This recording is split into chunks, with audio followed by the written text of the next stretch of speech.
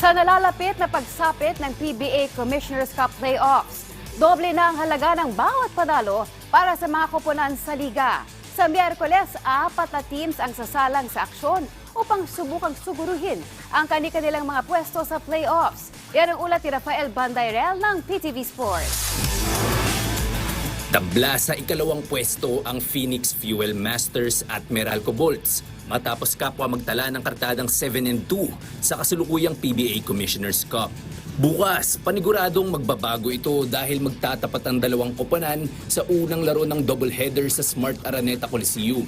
Ang magwawaging koponan dito may sigurado ng pwesto sa top 4 ng PBA playoffs, kalaki pang twice to beat advantage sa first round.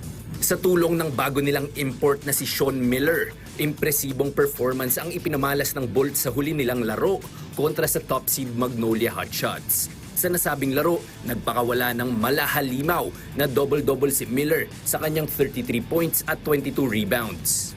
Sa ikalawang laro naman, magkakaalaman na kung mapapanatiling buhay ng NLEX Road Warriors ang kanilang tsansang makapasok sa playoffs.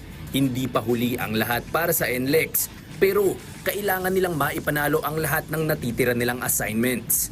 Kaya naman, talagang kailangang maipanalo ng Road Warriors ang laro nila kontra Converge FiberXers. Hindi madali ang landas ng NLEX patungong playoffs dahil kailangan din nilang umasa na makakalasap ng mga talo ang TNT Tropang Giga upang maagaw ang huling pwesto sa postseason.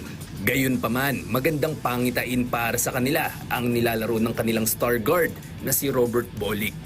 Huling sumabak sa aksyon ng NLEX noong December 22 pa noong huling taon, kung saan nagpasabog ang dating San Beda Red Lion ng 30 markers, 15 dimes at 7 boards.